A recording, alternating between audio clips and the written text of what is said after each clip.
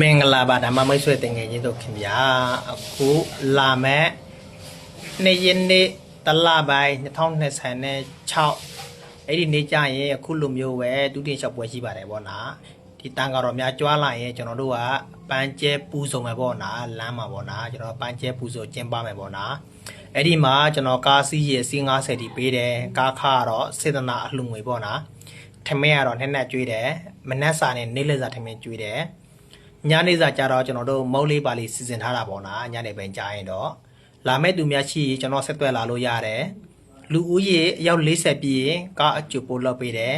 ကားခါတော့စေတနာလှငွေပါပေါ့နော်ကားခါတော့စေတနာလှငွေကျွန်တော်ပေးတဲ့ရက်က2ရက်နေ့ပေးတယ်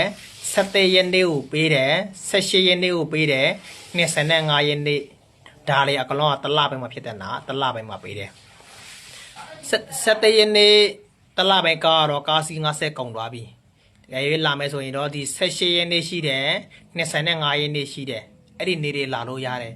ကျွန်တော်တို့မြန်မာပြည်သားလေးကိုအလဲပတ်လဲပို့ပေးတယ်ကားခါလည်းစေတနာလူငွေနဲ့လောက်ထားပေးတယ်ထမင်းရလည်းကျွေးတယ်အဲ့ဒါကြောင့်မြေတူမဆိုလာလို့ရတယ်ကုသိုလ်ယူဖိတ်ခေါ်တာပေါ့နော်ဝိုင်းရှယ်ပေးပါလို့နော်ကိုလာပြီးသွားပြီဆိုရင်နောက်လူတွေလာလို့ရအောင်ဝိုင်းရှယ်ပေးလို့ရတယ်ကျေးဇူးတင်ပါတယ်ဖိတ်ခေါ်တယ်နော်အားလုံးကိုဖိတ်ခေါ်ပါတယ်